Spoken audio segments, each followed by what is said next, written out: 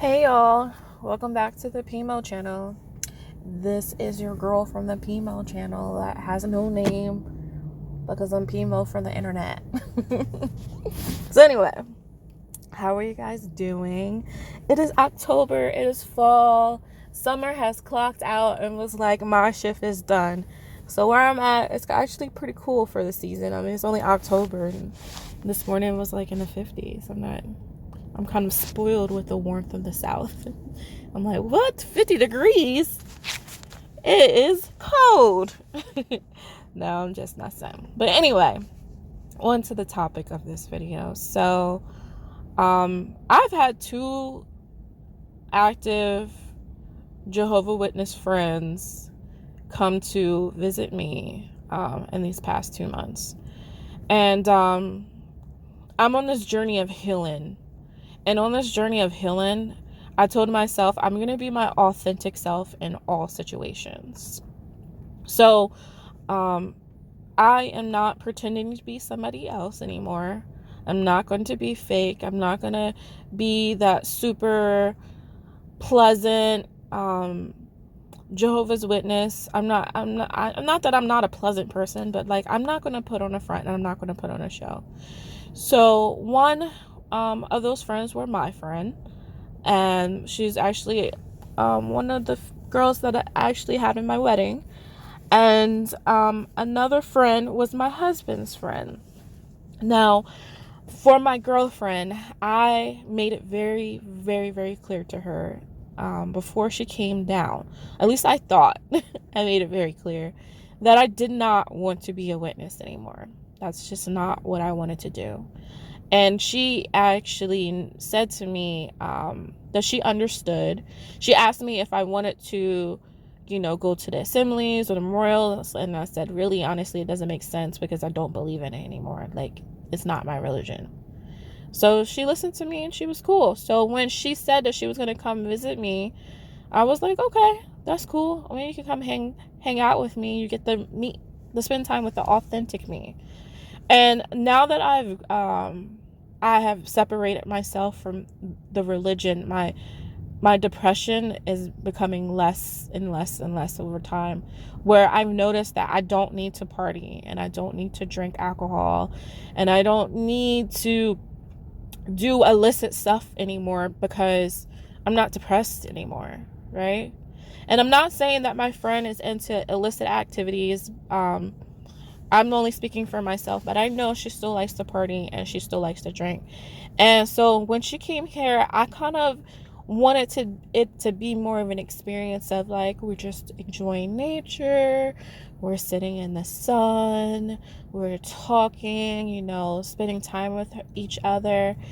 But she actually just wanted to party. And I kind of just like felt disappointed inside, because not that I think I'm better, and I don't want to even make that implication that I do, but I feel like we're on different journeys in our lives, where she's still a witness and she's still trying to navigate her experience as a Jehovah's Witness. I did try to talk to her about that as well. She actually was reinstated maybe 6 months ago for being disfellowshipped. And I told her while she was disfellowshipped, I said, well, you don't have to stop talking to me. I love you unconditionally. So anytime you feel lonely and you want to talk to me, you can call me. And I've called her, I text her, and she almost punished herself because she felt like, because she was disfellowshipped, that she couldn't talk to me. And I always made myself available to talk to her, but she just wouldn't talk to me. And she basically shunned herself. So when she came back, I wanted to see where her headspace was, because she had just gotten reinstated, but she decided to spend time with me, even though I told her I didn't want to be a witness. So when we sat outside and we talked, and she said that her mom and her family and her dad wished that they could have saved her from being disfellowshipped. And I said, this girl, she's just so sweet. She's like the kindest, sweetest girl ever. And some of the situations I think she gets herself into is just because of the people that she's hanging out with. But I remember she's saying specifically that her mom wanted her to hang out with brothers that are more like, I'm going to give him a fake name because it's kind of hard to tell the story without naming the brother's name. So I'm going to give him a fake name. Her mom wanted her to be like more like Brother Campbell. Now, Brother Campbell is a well-known brother within my area who was an elder at like 25, and he has done so much for the organization, and he's really someone people look to as examples for their children to associate with him and to hang out with him and, you know, really befriend him because he's growing within Jehovah's organization. Now, the same Brother Campbell was also the brother that had disfellowshipped her. Now, my friend, she has been disfellowshipped twice. So the second time it was when I told her that she could talk to me. The first time, I was still actually an active Jehovah's Witness. And if you would like to learn more about that specific story about her getting disfellowshipped the first time, you can go back to the video about the elders fighting at my graduation party. She was my friend that we were supposed to have a joint graduation party together, and she ended up getting disfellowship, and I didn't cancel the party. But you can go back to that video and look at that video. But, you know, her mother wanted her to mimic him. And I think about the time when she got disfellowship the first time, and she had called me and it was like, I'm getting disfellowship. And we sat in the car in the Kingdom Hall parking lot. My meeting was on the other side of town.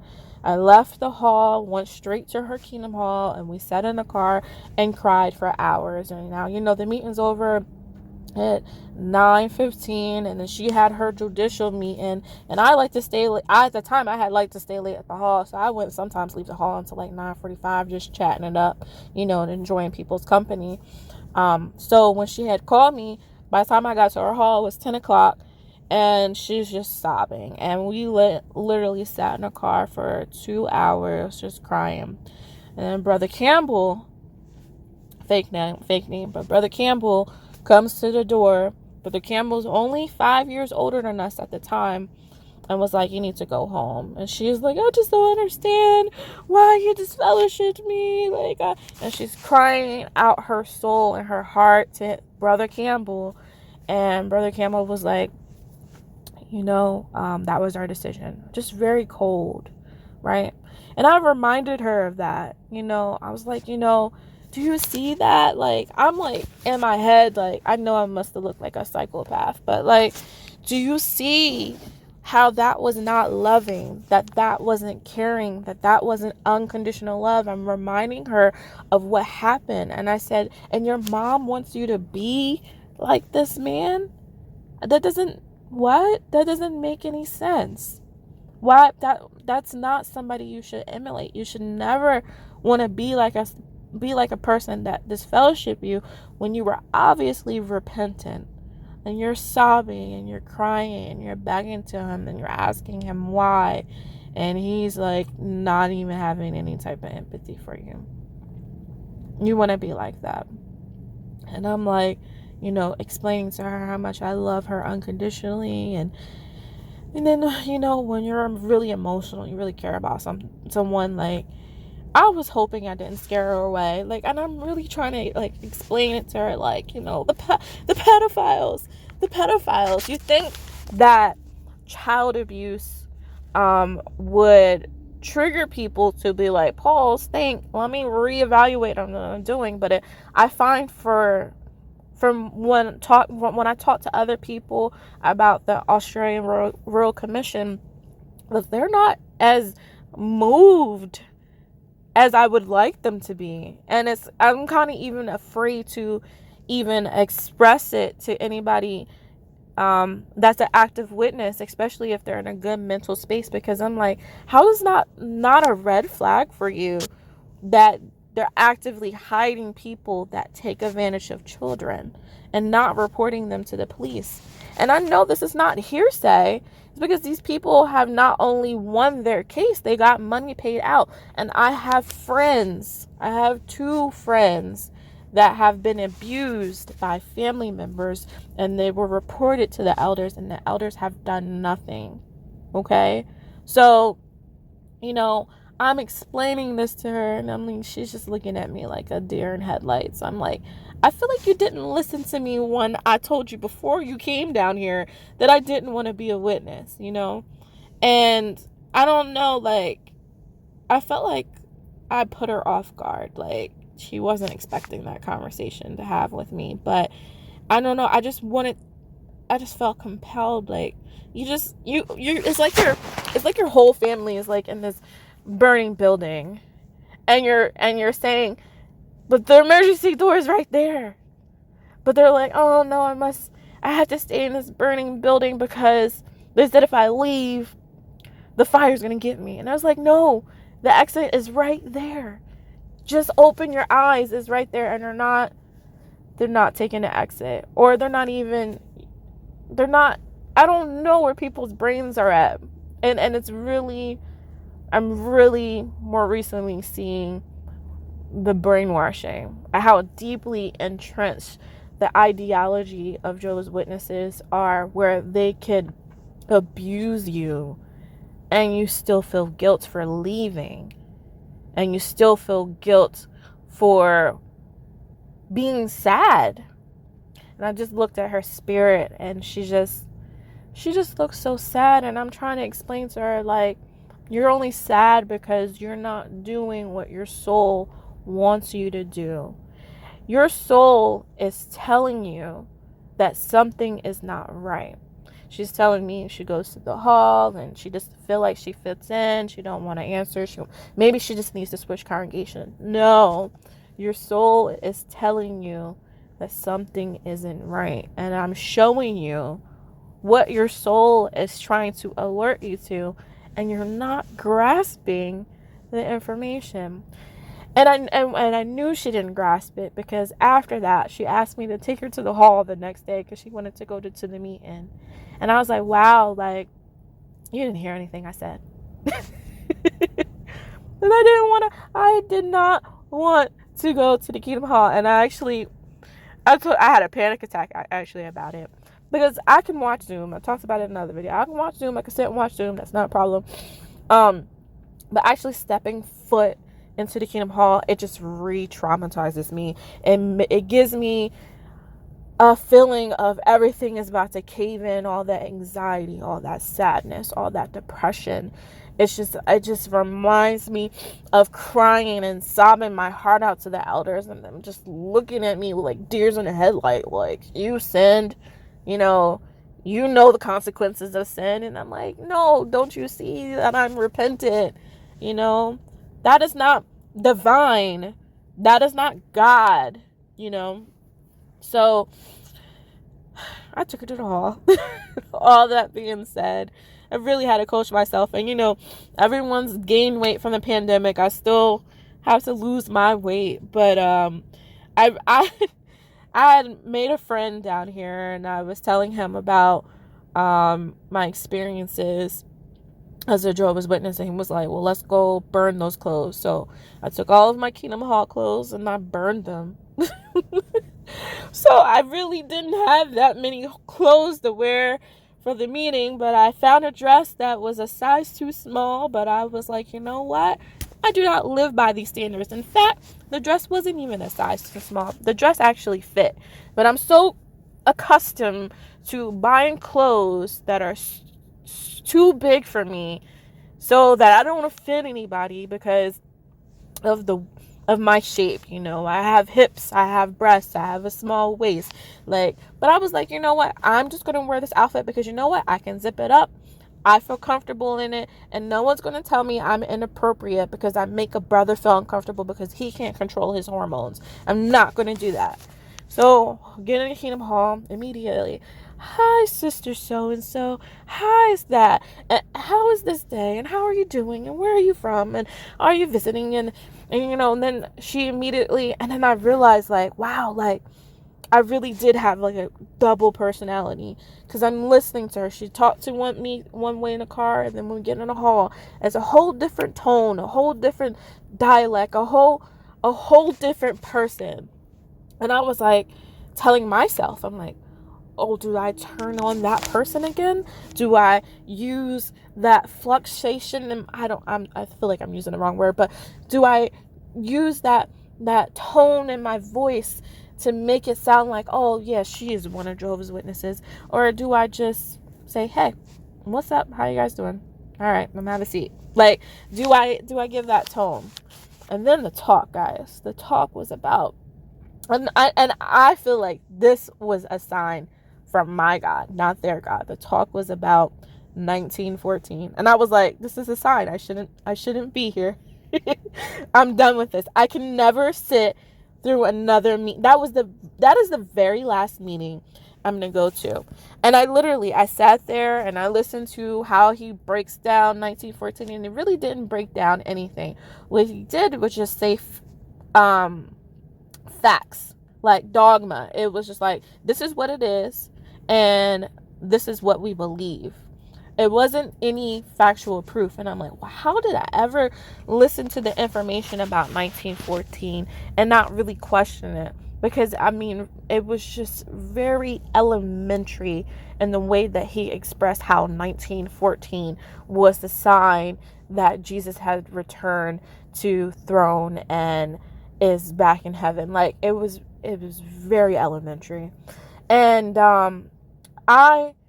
as he's talking about the scriptures you should turn to, and I'm like, I don't even want to turn to the scriptures. So I didn't turn to the scriptures, didn't sing a song, didn't want to participate because I didn't want to be there.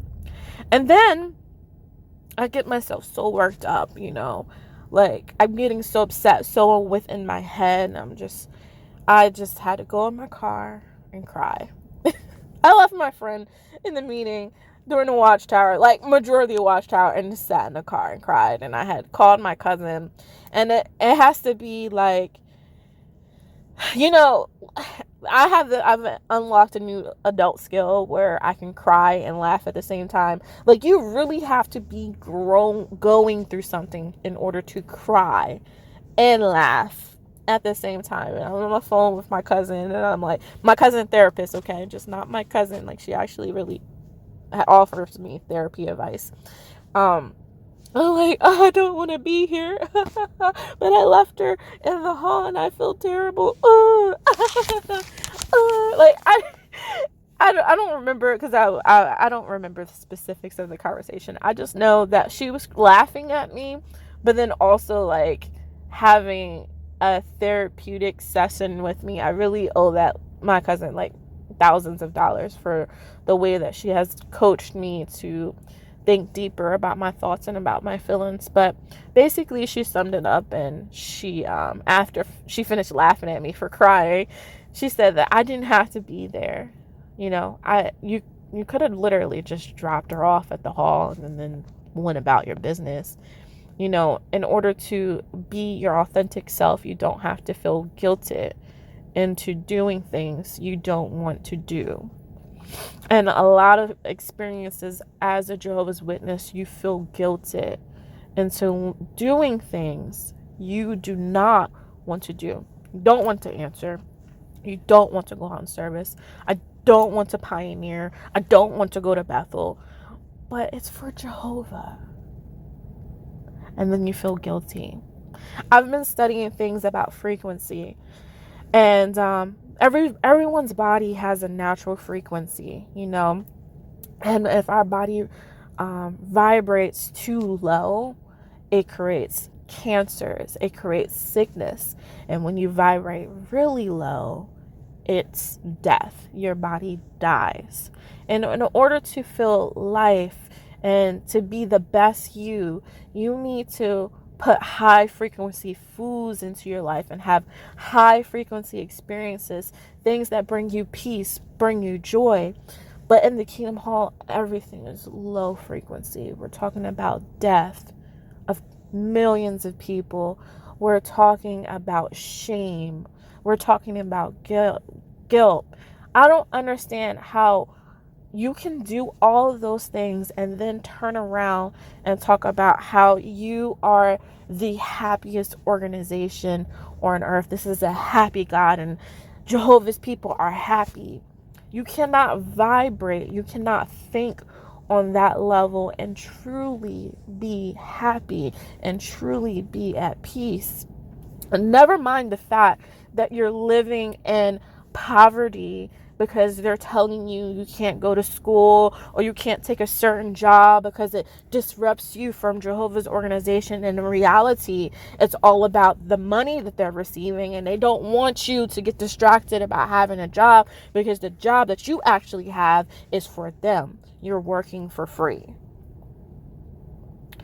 And I want to keep in my life going forward high energy things. And when I got into that space in the Kingdom Hall, all I just felt was everyone's anxiety. And the more that I listened to my heart, and when I mean my heart, my intuition, my spirit, your body and your spirit are separate. When the more that I listen to my intuition tells me where I need to be and where I need to go. And all of my intuition said to me that I needed to run from that place, that I did not belong there.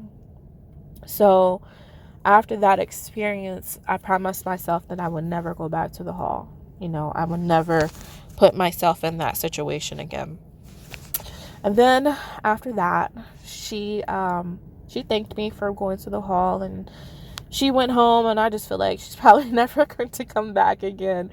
I honestly, I really try to talk to her, but I don't feel like she grasps the information. But she still talks to me now, so you never know. I don't know what's actually going on in her mind. I just know that she didn't. I don't know if she necessarily grasped it then. I don't know what's in her heart. Then my husband's friend came 2 weeks later. Now, my husband's friend, this is my husband's one of his best friends. And I actually knew him before my husband. So it was kind of weird to have that brother in my house because it was like, I know you, but I really don't know you. I've never flirted with this brother. I've never texted him. Everything was always very friendly between us. It never escalated to anything beyond, hey, what's up? How you doing? Oh, I'm doing good. That's good. Or we'll be at the same party and whatever. It was not that deep. But, I just never, I don't know, just never thought about him on that level. But he came to my house, and my husband, he works 15-hour days, 12-hour days. My husband's always gone. So when he came down, I was like, well, are you going to entertain him? He was like, no, I got to work. And I'm like, okay. So in the Jehovah's Witness world, if you don't leave a man and a woman in a house together. So the fact that my husband packed his little stuff up and went to work and left me with his friend in his house for 14, 15 hours. I'm like, okay, either you really trust me or you really trust your best friend, because that just is, and for his friend not even to be bothered with my presence or how Jehovah's Witnesses do. They overthink, oh, I'm in a house with his wife, I need to leave. For instance, I have a supposed family member. So this family member is my cousin's aunt. It's not my aunt, my cousin's aunt. But I was going through something with my mom and I needed somewhere to stay. So I ended up staying with this sister. So she always wants me to call her aunt. And she always wants me to call her husband uncle. But they're not my aunts and uncles. They're my cousin's aunts and uncles. Now, you guys can figure it out on your own. But they're related to my family, but not necessarily related to me. But they always want me to call them aunt and uncle. So I do on occasion. I did it on occasion at that time, but I had to stop because she was like, all right, well, I'm going out in field service. And then she looks at me and she's like, you got to go. And I'm like, why do I got to go? And she was like, because I'm leaving. She didn't want me by myself in the house with her husband. And I'm like, but I thought he was my uncle. Like, what? Why would you? All right, whatever. So I just left. And at that point, I stopped calling her my aunt, and I stopped calling him my uncle, because in reality, you don't view me as a family. You view me as a potential threat.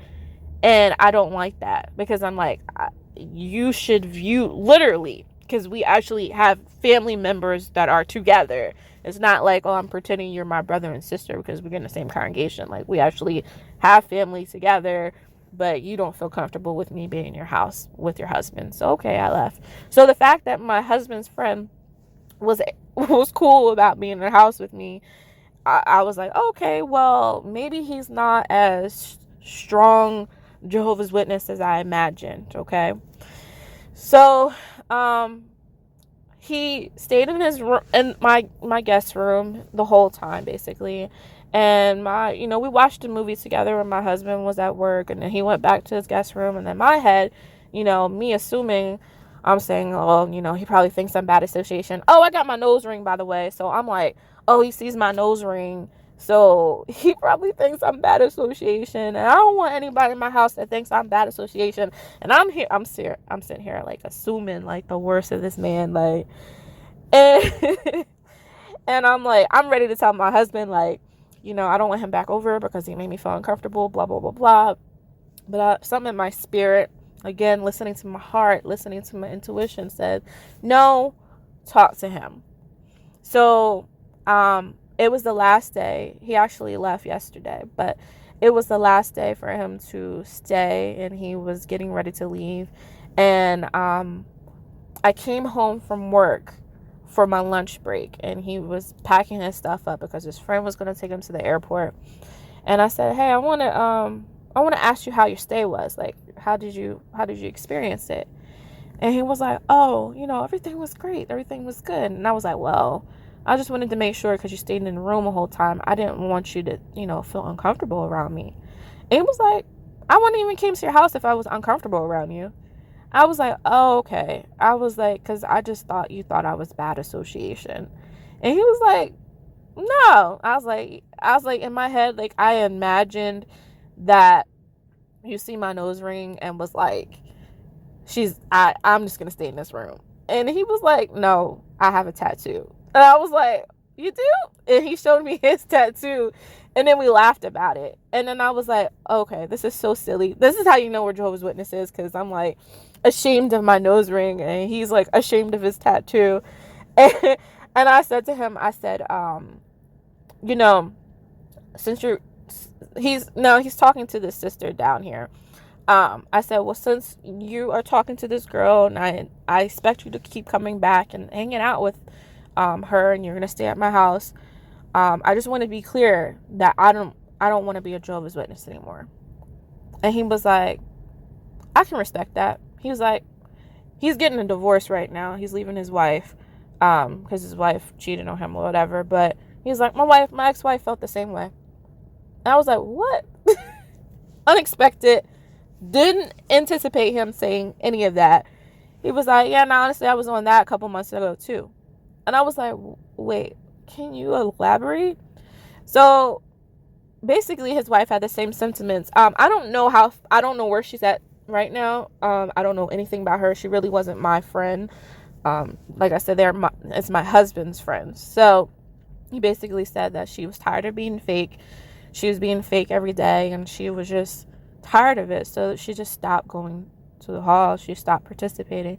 And he was like, honestly, I felt the same way. He was like, but I decided to go back. And I was like, okay, well, why did you decide to go back? He was like, well, honestly, I wasn't doing my Bible study regularly. I wasn't praying. I wasn't studying the material. And honestly, I felt better. I felt happier when I was doing those things. And I said, I said, do you feel more happy, or do you feel more distracted? And he paused. He paused. And he was like, that's a good question. And I said, when on this journey of me trying to, figure out my spirituality and everything, I realized that when you really study the religion and study the history of the religion, you know, you come to realize it's not true. And I said, but it took me a while to get to that point, to really like trust myself to be able to go study outside sources about Jehovah's Witnesses. And it's very eye-opening when you do. And he was like, yeah, he was like, honestly, he's like, because I'm going through this divorce, it's just too much for me right now. He said to tackle that along with divorcing his wife, he said it's just too much for my senses.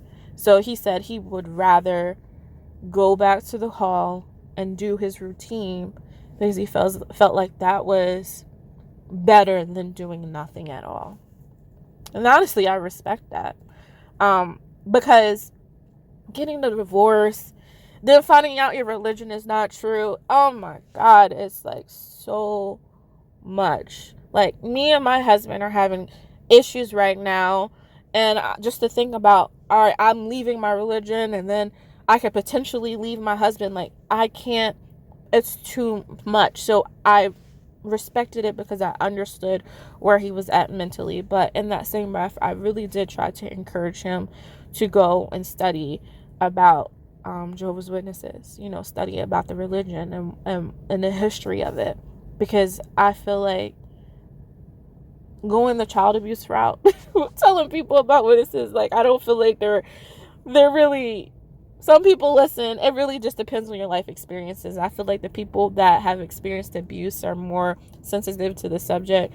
Then some people were like, that 1914 doctrine, I looked it up, that didn't make sense, I'm out. And then they are able to digest other things. So I didn't really want to hit them with the child abuse, but my spirit, my intuition told me to have that conversation and told me to express it clearly to him, because I don't want to walk on eggshells in my own home. This is my house. This is my refuge, you know.